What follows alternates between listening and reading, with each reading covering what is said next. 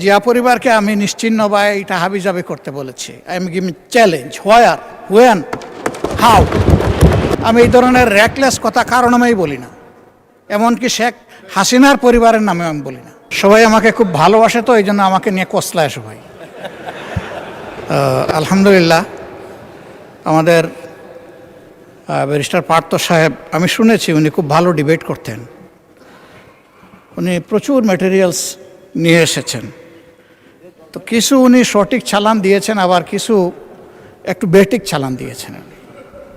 আগের দিনও এরকম একটু বক্তব্য পরে আমি পার্সোনালি ওনার দৃষ্টি আকর্ষণ করেছিলাম।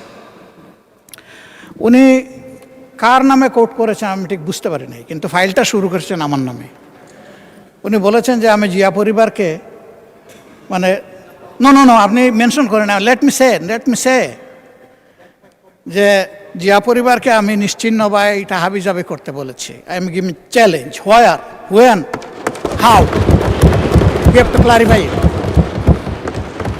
আমি এই ধরনের র্যাকলেস কথা কারো নামেই বলি না, এমনকি শেখ হাসিনার পরিবারের নামেও আমি বলি না।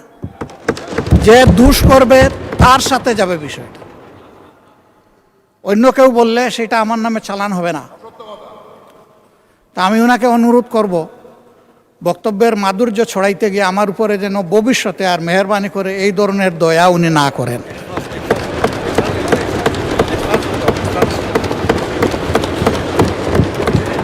আমাকে এত ভালোবেসে সব কিছু আমার নামে চালান দিলে আমি বুঝাবুঝে বহন করতে অপারগ। ধন্যবাদ মাননীয় সদস্য, ধন্যবাদ মাননীয় স্পিকার।